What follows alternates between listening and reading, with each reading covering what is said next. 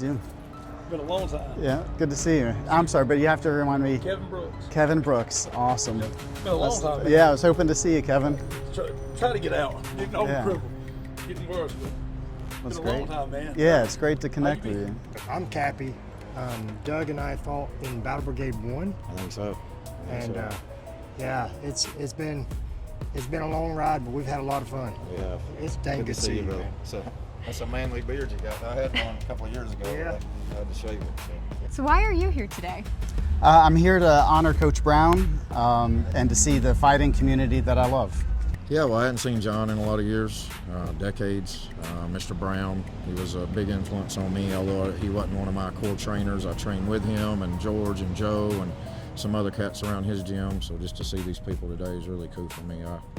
I can't stay that long, but I had to come just so I could honor those folks. Just to see everybody that I started with. Mr. Brown was my first coach that started me in the sport, so I drive across the state to see him. I mean, it just means a lot to see him, George Allen, some of the guys. Kelly was actually one of my last pro fights. So it brings back a lot. I give 20 years to the sport, and it just means a lot to see everybody. And I never trained under Coach Brown, but he always had a kind word for me, a piece of advice. George and the whole crew really welcomed me. John D'Angelo is one of a dear person to me, and so is Mr. Brown, and so many people that are going to be here today. And I'm just glad to be here. What does it mean to you to have this event here today? I love it, man. It's great. It's a great honor to be part of that GOAT honors society they have, and I'm really excited that Gary's getting into this stuff. He's done a lot for a lot of fighters and a lot of the industry in itself around here, and it's a great honor to have him put in that, and I'm glad we can do something for him. So he's a very smart, very talented coach, and love him to death. So I'm excited to have this for him.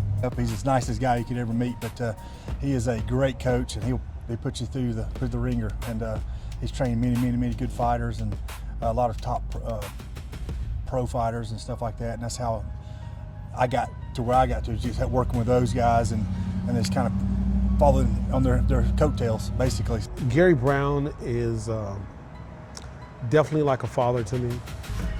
The first day I liked him, I could smell him. I'm ex-military, he was ex-military too. Liked him right off the bat. And the reason why I came to him was a guy that I was in the Army with. We both worked at North Lake after Desert Storm, Desert Shield. And he begged me, he said, come on down, George, I know you like martial arts. You know, I know you're wrestling and stuff. Come on down and meet my trainer named Gary Brown. I said, for what? I said, he does jiu-jitsu. And I'm not letting that white man get me killed. If he's not Brazilian, I don't want to deal with him. No. And he begged me for like 2.5, almost 3 years. And I finally took my oldest child to him and loved him ever since. And I joined along with my son, and we started, and I did my classes, I went home, all I wanted to do was train and learn jiu-jitsu. And I told Mr. Brown, said, I want to fight. He said, all right, come on in, let's start training. And I didn't show up for 2 weeks. I come back the third week, he just missed a tournament. From that point on, I was in. He's a traditional guy, his integrity, bar none, better than anybody I've ever come across. He is definitely a humble guy. He's always taught us, you talk your shit in the ring, you whoop them, you beat them up, get out of the ring, and you go home. That's all the shit talking you need to do. Do you remember your very first fight? I do. What was that like? It was crazy. It was actually against one of Gary Brown's guys. Oh. Yeah, he was shredded, and he's probably like 2 or 3 inches taller than me, and I was scared to death. I was the last guy to fight for the night, you know. Gary was in their corner, but I got to the second round, ended up knocking the guy out, and it was a very good moment because I don't think I could have made the third round. It was bad. I was so exhausted, you know, just from nerves. You just don't know how to pace yourself in the beginning, and that's when I actually first met Gary, and I knew who he was, but I actually got to meet him and stuff, and he's a super nice guy, and then just got to go train with him a little bit and all that. So. What was it like to have that very first fight? Scary, yeah. What was it like having the last one? It was scary too. Oh, really? They were all scary. Oh. Well, how did you compete in the Battle Brigade events in the 90s?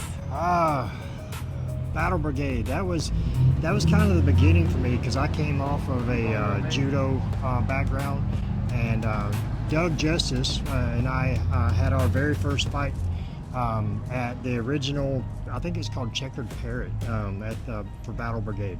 And it was an eye-opener, but it was something that opened up my eyes and really made me excited about what the sport was then. Oh, I was part of a few. I certainly remember Battle Brigade 8, and I know there were more, but they kind of all blend They together. blend? Yes.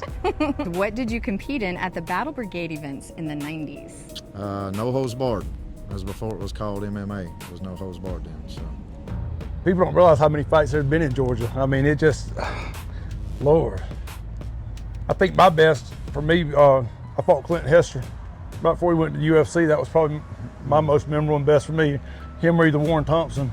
All right, so what is your most memorable fight in the pro rank Battle Brigade events? What's your one that you think about a lot?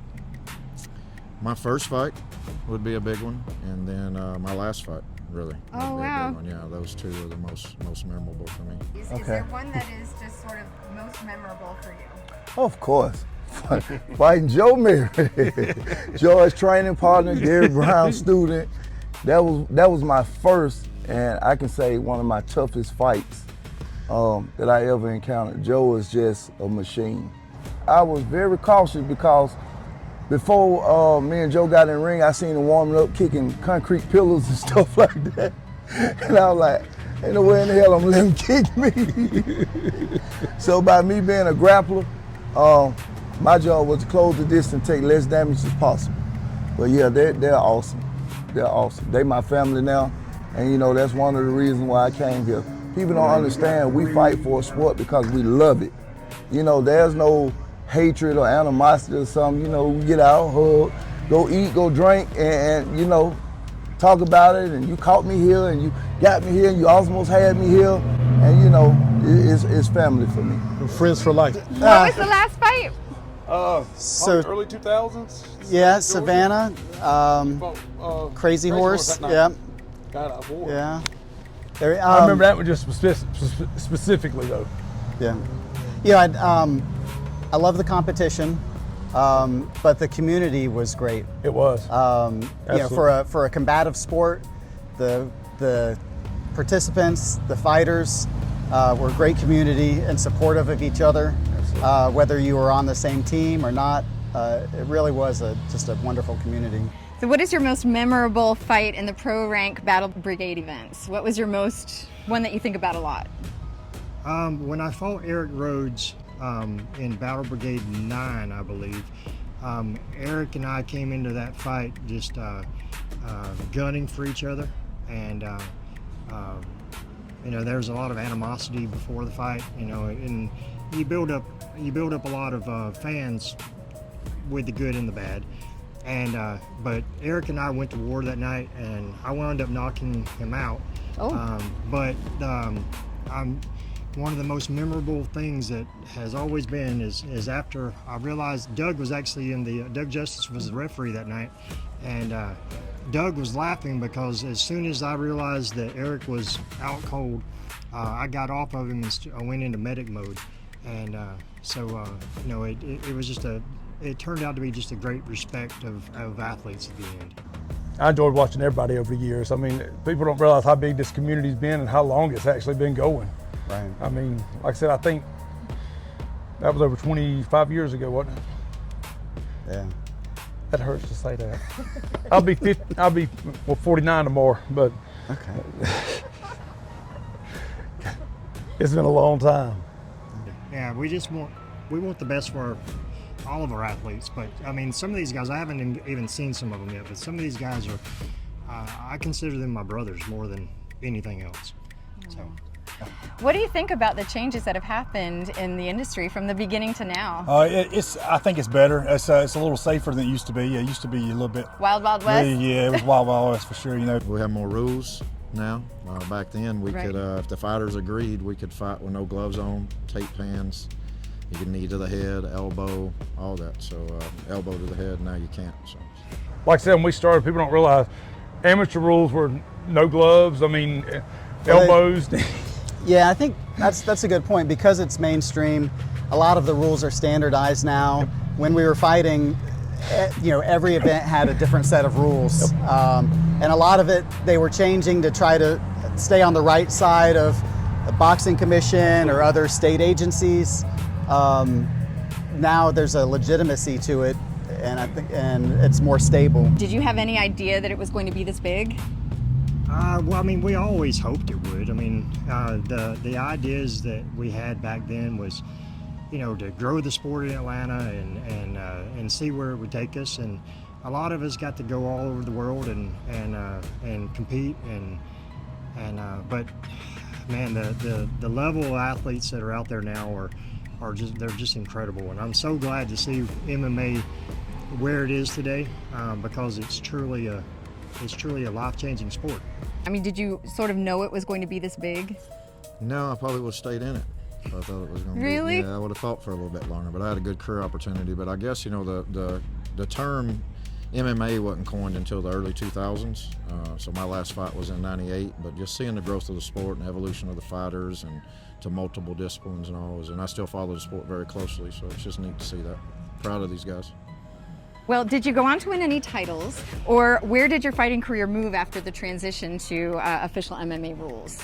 I fought in pancration. I actually went to Greece and fought in a 16-man tournament. It was a 2-day event. I won the middleweight tournament for that pancration event. I went on to fight some really big names. I fought Chuck O'Neal, and I fought Doomsday John Howard, and I got to travel all over the place, and I had a good run. There comes a time when an athlete just has to hang up his gloves and just coach. So, but I had a good run out there. What's it been like to coach for you? Coaching is better than anything in the world. I've had a lot of really good athletes that went on and they still fight for David Oblis and his events, and just coaching to me it's more of a lifestyle, because I mean, I get to share all the knowledge that I accumulated over my years of training and give it to these new guys. So it's always good. Yeah, we had some little local, fought in IFC International Fighting Championships and won some tournaments and all there. But the sport wasn't as regulated and all as it is now. So it's kind of a wild, wild west back then. So. I go out, I don't recognize any faces anymore. I went to a few shows last couple of years and I'm lost. I mean, when we started, it was a close community. I mean, everybody, you saw everybody at every show. I mean, it was one big team back then. Did you have any idea that it would become what it is now when you were No. in the 90s? And could you imagine? I had an idea that it was going to get big before I knew it. It's the fastest growing sport in the world today. Yeah. Absolutely. It catches on. It's addictive. It's an adrenaline rush that where you don't have to really put yourself in harm's way, but it's not like getting on a motorcycle and driving 170 miles per hour, which is one of the outside of jumping out of an airplane, fighting is probably about the third biggest rush you can ever get. Yeah. Did you go on to win any titles, or where did your fighting career move after the transition to the official MMA rules?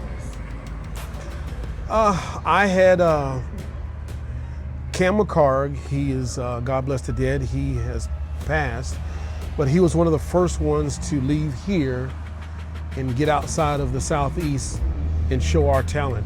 I was the second one, and we got out and we plain and simple showed out. Our Georgia was the hotbed for amateur mixed martial arts in all of the United States. We were doing more mixed martial arts fights here than they were doing in California. Of course, they're boxing heavy, but we had way more fights than anybody in the nation. So for amateur, they were coming all the way from Texas, Arizona to come down and fight, because New York. Isn't it amazing you're a part of that? Yeah. Yeah, it's funny. You don't when you're young, you don't think about this stuff. You want to do your part. And my part in my head was to show everybody that my trainer is one of the best, absolutely. And he was one of the best before I knew him. I mean, of a legendary guy named Rick Rufus. Duke Rufus is his younger brother. He trained him. He trained Duke when he was a child. He trained Rick Rufus when he was undefeated. Wow. I didn't know that. Oh, Mr. Brown has trained 17 world kickbox champions. Wow. Yeah. It's awesome. What is it like to sort of continue on friendship-wise with John D'Angelo? I know that he is such a pioneer in this industry, as well as making the rules, allowing it to be regulated in Georgia. What would have happened to this industry if he hadn't done that? Well, the commission would have took over a whole lot quicker, and we always felt that boxing was corrupt, and it has been for so many reasons, and we kind of felt it was that way before, but they came up with the rules. We came up with a sanctioning body. We had medics, paramedics, all the safeguards put in place before all of them took over. And we want to make sure, me and Cam, I fought locally, but not that much. Me and Cam would fight out of town more than anything. So me and Cam McCard, we were the refs for the most part. There's Eddie Camden that ref my first mixed martial arts fight, but our thing was, you're not gonna come and say that Georgia was this podunk place, and you're not gonna make fun of us in no way, shape, form, or fashion. You're gonna be judged and refed accordingly. And my saying is always, a fight is a fight, whether you're friend or foe. An ass whooping is an ass whooping. Well, I want to thank both of you for letting me have a few minutes of your time. I know John has tremendous respect for you, and I'm sure he appreciates you being here. And we love him the same. For sure. I used to visit him like 3, 4 times a week. And I still call him and Facebook him every week. Those friendships are few and far between. Though. Yeah, our birthdays are the same day, if I'm not mistaken. His is mine's the 13th. I think his is the 12th or the 13th. Isn't it January? Yeah. Yeah, mine's the 18th. I remember that about his Capricorns unite. Yeah, for sure. Right. What was it like to interact all these years with John D'Angelo? It's just on camera. And we've had a lot of good times. Yeah, we've had a lot of fun. I was there on his beginning, in the very beginning, all of his fights, and some crazy stuff has happened. Some fights broke out in the parking lot. It's just been crazy, but we've had some really fun times. He's a hoot, and I love him to death. Yeah, I like John. He's a cool cat. He actually sponsored me when I first started fighting, so he kind of really helped me out in the time of need, and it was cool. So. Yeah, without John, we wouldn't have had NHB the way we had it in the state of Georgia. He was truly the one that made all that happen. He was putting on events when nobody else were, so it was a very good outlet for us fighters to be able to stay local and get some experience. John was first my promoter, and then he became my manager. He managed me for quite a few of my events and helped me get on to some bigger shows. But John has always been a friend. More than anything else, he's always been my friend. When I'm an author now too, and when I released my last book, John drove all the way out to the book signing just to come and support me. So I'm here to support him. Well, John was really always supportive of me as a fighter, and gave me opportunities that I don't think I would have had otherwise. And I think in the beginning, it was always a struggle to pull an event together, to get I think purses for all the fighters. And I don't know about you, but you would hear stories of promoters not paying fighters. Absolutely. And thankfully that never happened to me. John, as one of the promoters, was always upfront with what the risks were, what I would be doing, and then what I would get as a fighter, whether if I won and if I lost. Yeah.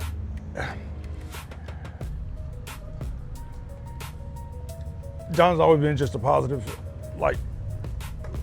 driving force in it. Always been around with us.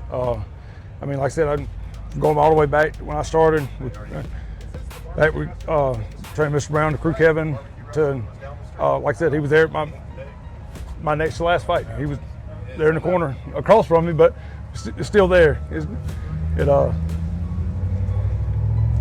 John, come on and say hello. Hi, Kevin. How you doing, brother? Doing good, man. Good to see you. Good to see Everything you. all right? Yeah, doing great. Doing great. Where's the tough one at? Sitting at the Verizon office, about to fight them right now. I think she's Yeah. about to kill them right now. She's having a fit. They lost her phone, and we leave out of geez. town tomorrow. We're going to Florida for the week for my birthday, so she's down there having a fit right now. Oh, I bet. I'm glad I'm here, not there. Yeah, that's for sure. I'm glad you came up, man. There's a Man, lot of old schools right there. I walked up and saw him but she didn't. I think it's been 25 years since we've seen each other. So Yeah, it has. it's been a minute. I know. Well, no, not that long, because I cornered Kelly. I was just telling her. I cornered Kelly. My next to the last when he fight, fought we you. Yeah. for once we sat across from each other, but it was still. I know. I don't like doing that. I said, Kelly, lose. No, I'm just kidding. I'm kidding. You guys put on a heck of a fight. I'll tell you that. That was a great I thought night. it was. Yeah. We're the main event that night, weren't we? Yeah. In my mind. I thought, Yeah. I think Me so, too. but yeah. I'll just go with that. Hey, you're always the main event when you're in there, right? I feel like it. Yeah. Try to that's tell right. myself that. Exactly. Well, hi there, Mr. Gary Brown. Hello, how are you? I'm good. How are you I'm doing? doing fine. What does it mean to be at this event? Scary. Why is it scary? I don't know. I mean, when I first started this in 1951, I didn't think I'd go this far. I really didn't. But then here I am in 2026, and we're here. Watching all these people whose lives have been affected by it, it must be so cool to kind of look back. Yeah, it is. Especially talking to some of the people in there, and some of the people when I got to Georgia here, some of the people I trained when I first got to Georgia. One of them was Jeff Ripper. He called me this morning and told me he couldn't come. But he called me last night and told me he's going to drive here himself. And he was my first world champion. Oh my goodness. Yeah. 14 world champions. Who was your most notable fighter? Rick the Jet Rufus. Why is that? Rick had already won the title, and he got a new manager, which is from Atlanta. He moved to Atlanta, and then Joe Corley, I don't know if you know who he is. He's a promoter, but he also runs his own gym. He puts on the biggest amateur show, I think, in the state. But Joe and Jeff's new manager, I guess, kind of knew each other. So he asked Joe Corley, I need a trainer here. I mean, a really good trainer who you suggest. And what I hear him from what everybody's saying is that, I mean, as soon as before he even started saying who you suggest, he said Coach Brown. Oh, wow. So Rick had a fight that weekend there in Atlanta, and so they picked me up and took me there and brought me in and sit me down in the front row, and Rick was there, so his manager and Rick and Joe Corley introduced me to him, and you know, he's kind of arrogant, you know, and so I didn't bother with it, you know. I just said, I went back over and sit down, and Joe said, he really don't mean that. And I said, I don't care if he does or not. I said, I don't care what happens.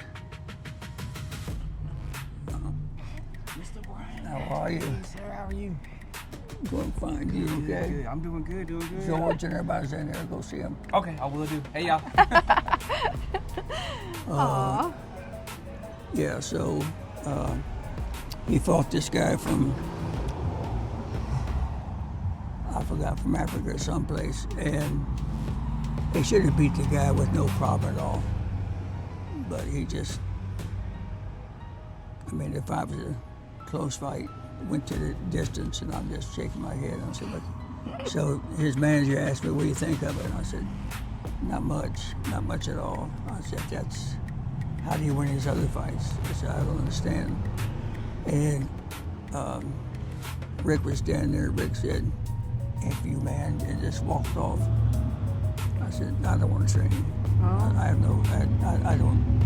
I don't train fighters like this. I said, I don't want to do it. Joe Corey's one that sit me down and calm me down and try to tell me this, you know. So the first of the week, they called me and told me that they were going to go out to the polo field that his manager owns, and we're going to go out there and check out the film of the fight with Rick. So we did, and it's a beautiful place, and the barn's immaculate. We go upstairs to the penthouse and went up there and watched the fight, and Rick was kind of looking at the fight like this. He looked at everybody, looked at the fight like this, and when he got done, he said, "Good Lord, I look like that?" Oh. He looked at me and I said, yeah, you did. So he apologized. He was cool, but our first workout wasn't very good. He didn't show up. Well, he wasn't going to show up. His manager called him, "You better get there. You're going to lose the good coach." So he finally showed up. But that was our start. When and why did you retire? During COVID, about, I guess, probably a month into COVID. I came to the gym one night, teach class, and one of the ladies behind the counter said, "Coach," came on and said, "We got 3 people with COVID." We had to turn them away because they were checking fevers and stuff like that. So anyway, I turned around and said, "Good Lord." I said, "Anybody clean the place up?" "Yeah, they got some people to clean the place up." I said, "Okay." So I went and taught my class, and then after class, I was talking to some of the students who asked me if I want to go to Virginia to see one of the other fighters fight. And I says, I have my own gig here, well, you know, so, but I didn't know who the fighter was. And during that period of time, the workers came in and cleaned the place up, but it was the workers from one of their other gyms. And it wasn't any professional people cleaning it up. So I went to Abraham, there's only 2 owners, and I went to Abraham, told him I can't do this. You know, I'm older than everybody else in here, and I can't do this. So I turned around here and gave him about 2 weeks' notice, and then I left, and I wish I hadn't, because my wife got COVID twice. My daughter got COVID twice, and I'm there in the house deal with him, you know, working food and everything else, and changing sheets and stuff. You know, never to get it. Oh, Never it's a got miracle. COVID. Never got COVID. It's a miracle. So if I'd known that, you know, I probably wouldn't have retired. Well, today obviously is a very special event. What makes being inducted into the GOAT Hall of Honors very extraordinary for you? What does it feel like? Really, I'm very appreciative of the people who nominated me and stuff, and and the ones who went out there and got theirs and brought mine back. I mean, I'm just in awe. I love these guys, you know, and they had a wonderful gym in here, and you know. But do you have some memorable moments that you're thinking of with Kelly Leo that you can reference? Something kind of stays in your mind? I was the first coach who called him for a fight. Wow. And fought on his first card. Wow. After that, just kept on going. We became good friends. Mr. Brown? Yes. Hey, John Wehby. Hey, It's great to see you. okay. So also, do you have some memorable moments with John D'Angelo, who's had such an influence on this sport? Yes, he has, and he's been an awesome promoter, and a very smart promoter, and he's always got me on the card.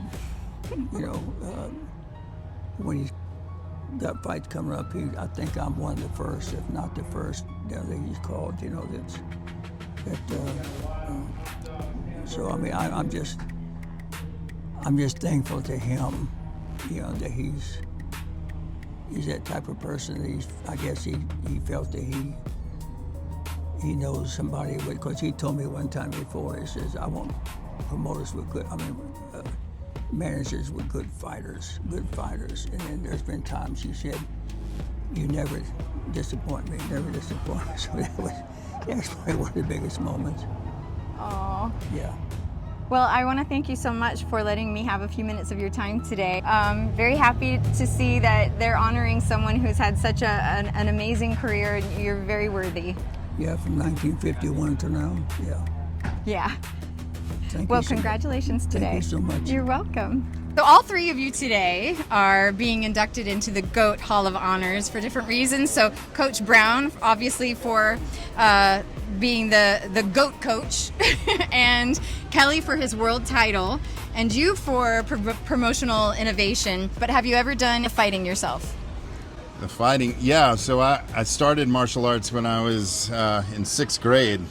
So that was good. So anyway, for bullying, actually, I started martial arts, and then. Wait, you were bullied? Yeah, well, I had glasses and asthma and all that kind of stuff. So, and I wore slacks to school, and that was in jams back in the 80s. I don't know if you even know of what jams are. I do. But I remember. yeah, the flowered shorts and matching top. Yeah. So you were bullied for that. Definitely. So I had to take up some martial arts and put a squash to that. Yeah. Well, I mean, do you ever kind of take a moment and think about the fact that you have had such an impact on the industry? I'm sure you don't live every day thinking about it, but moments like this really kind of put it in perspective. They do. Without these fighters that, I brought up to the ring today, none of the rules and stuff would have even taken place. Well, somebody else would have come up with them, but, I got there a little ahead of time, maybe before my time. Before MMA, so yeah. What is it like to see so many of these friends of yours over the years that are still in the industry in some way and still supporting? Yeah, that was awesome today that they all showed up, from 2 hours away. Some of them came from Noonan. I mean, it was just amazing that they showed up, took off work, and came out to see. It was like a big reunion, a fight reunion. You had stepped in to help another promoter when a competitor had backed out of a fight in Griffin, Georgia. And Gary Brown, along with Eddie Monger, cornered you. So can you tell me about what that night was like?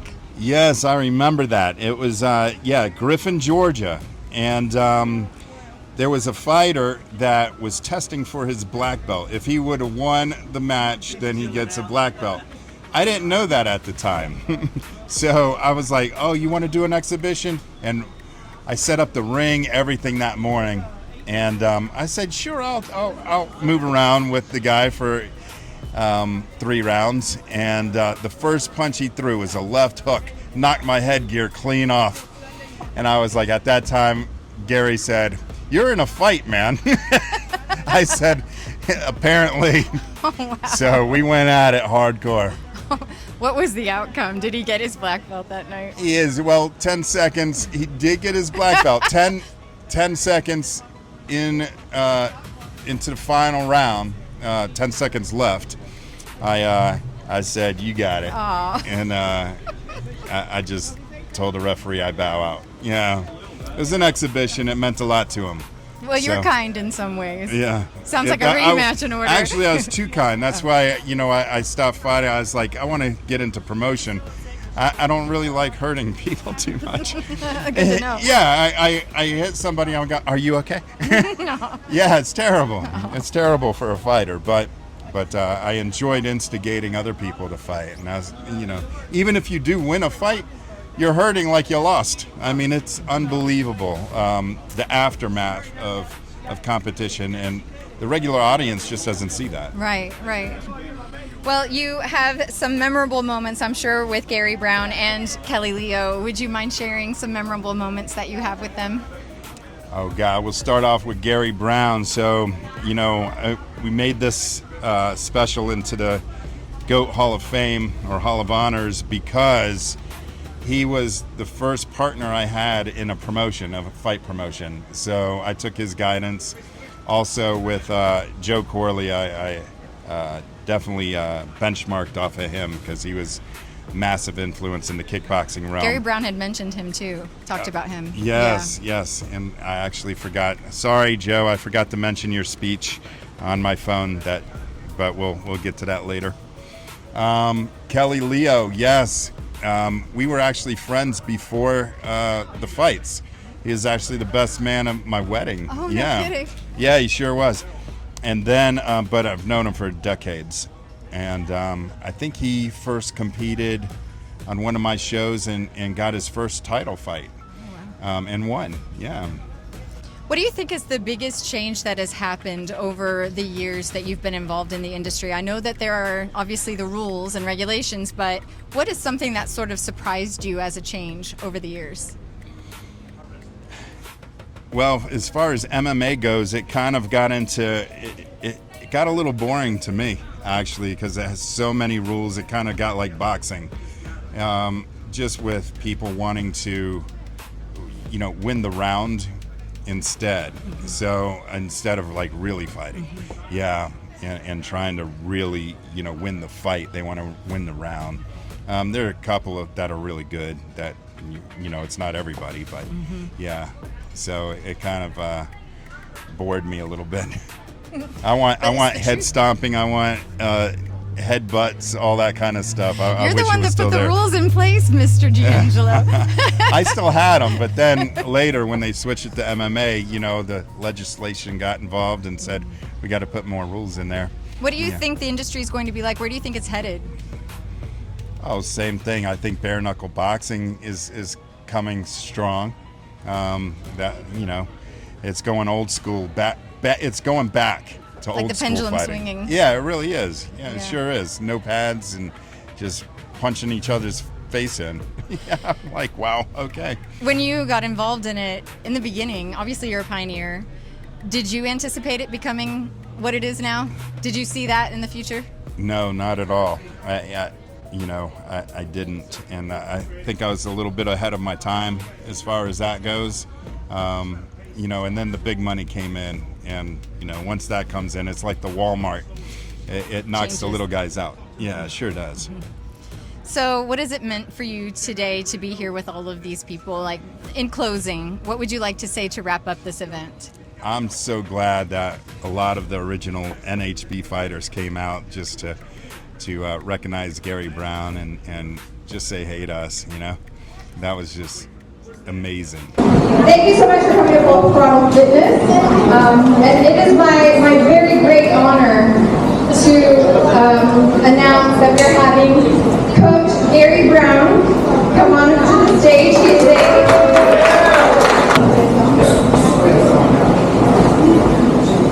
Don't play the song. We're going to play a song. Are you ready?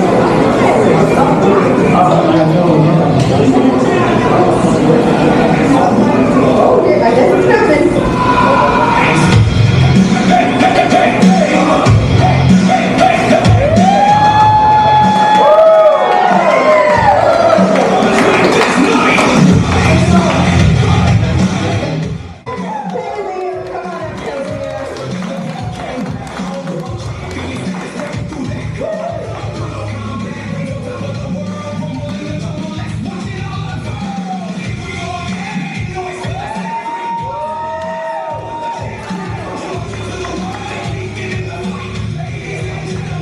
John D'Angelo, come on up.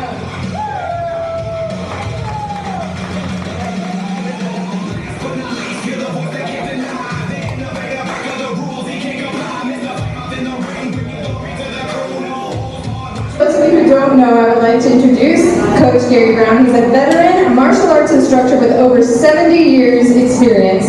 He earned his ATA Taekwondo black belt in 1964, served in the U.S. Army Veteran Combat Tour, and the National Guard. He has coached 14 world champions, and he has served as the head instructor for Southern Protective Services, developing developing tactical programs for law enforcement. Thank you so much.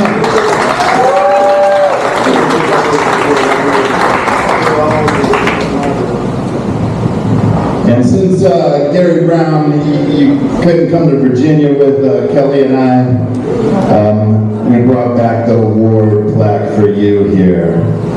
Greatest of all time, Coach Gary Brown.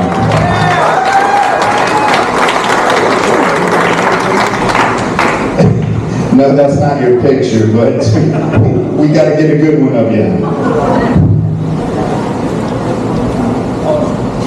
Give it up, everybody. Coach Gary Brown. This event is for him. And I know he says all three of us, but he's the man. Well, I'd also like to introduce Kelly the Lion Leo. He is a Georgia Martial Arts Hall of Famer and RCFA World Heavyweight Kickboxing Champion with over 35 years experience. He holds the 8th degree black belt in FTF Judo and multiple other ranks. He has a professional record of 50 wins, right? We're skipping over the losses. And 29 KOs, right? He's ranked number 2 in the USA Judo Veterans Division and operates full throttle fitness and MMA here in Gainesville, Georgia.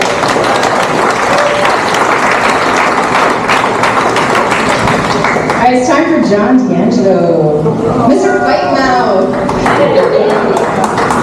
He is the godfather of the Georgia NHB. He is a foundational NHB MMA pioneer with 30 plus ring years of announcing. I mean, that is a huge accomplishment. He founded Pro Rank International. And that is an elite, you captained the elite competition team that you had there. He also saved the sport from local and federal bans. By creating the first pro-rank sport fighting rulebook, he invented the 5-minute round system, the amateur and semi-pro divisions, and lobbied for the first ticketed NHB fight card in Metro Atlanta.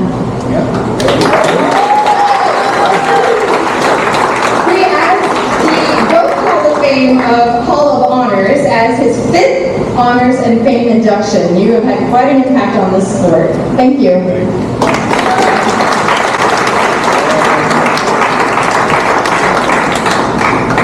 Got to give Kelly, this is his, and yeah, okay. Oh yeah. Anybody got a camera? Hey, Kurt. Bring his camera up here? Yes. Oh, you got it. Give it up for everyone here.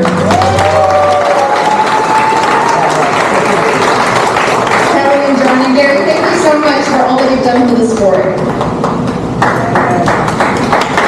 You know, I got inducted into, a Hall of Fame, a Hall of Honors, but I couldn't have done it without some of these fighters that are in the room. Hey, first I would like to bring up Mr. Doug Justice. Yes. Now, Doug was one of the first NHB fighters in Georgia. If you don't know what NHB is, it's no holds barred, and it was truly no holds barred. And the first match he was in that I promoted was at the Checkered Parrot on Jimmy Carter out in the parking lot. Here is a little certificate for you, Doug. We'll get the real plaque made and sent to you. His opponent is actually here as well for that, Mr. Cappi Woodall.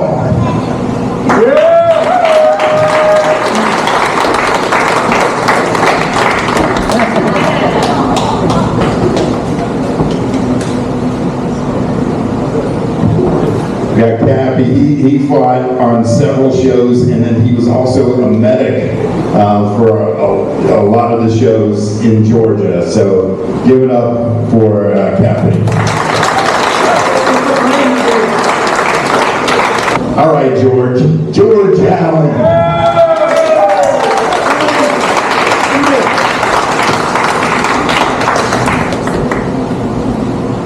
We all fought on the same card. They all fought on the same card. That's true. So I don't have to tell that story again, but George has always been heavily involved in the martial arts scene as well, being a referee for many years, right, George? Yeah. And a fighter nationally, I believe, as well. So he definitely... Sorry, that's international. International. Coach Gary Brown, I heard, corrected me right off the bat. And let's bring up John Wehby.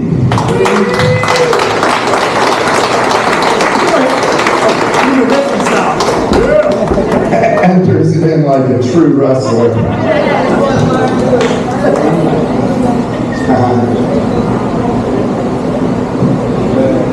Now, John Wehby, he was one of the first amateur rules style. When we created the rules, he said, "I'm in." That was no strikes to the head, and you could kick and punch to the body. And he was a wrestler from, he coached Georgia Tech wrestling, right? And so he did really well. And just want to give it up one last time for these guys. I don't even think they knew how big MMA would be today, but these are the ones that started the whole fire.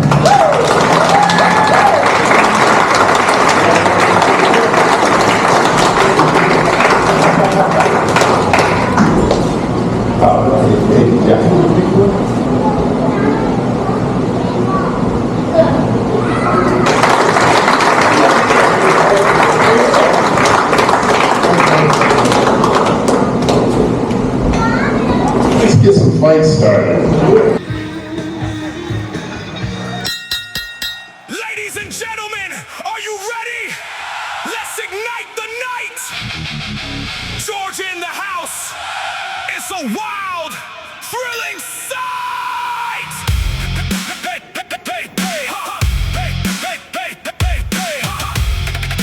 Ladies and gentlemen, let's make this night right.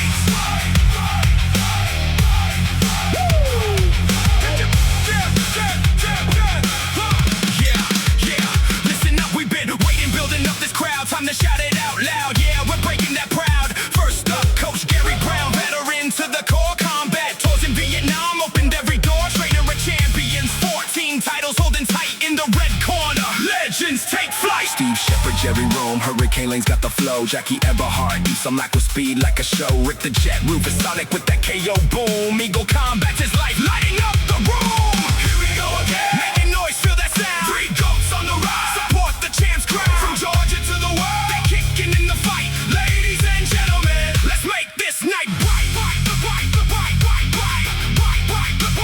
Let's make this night bright.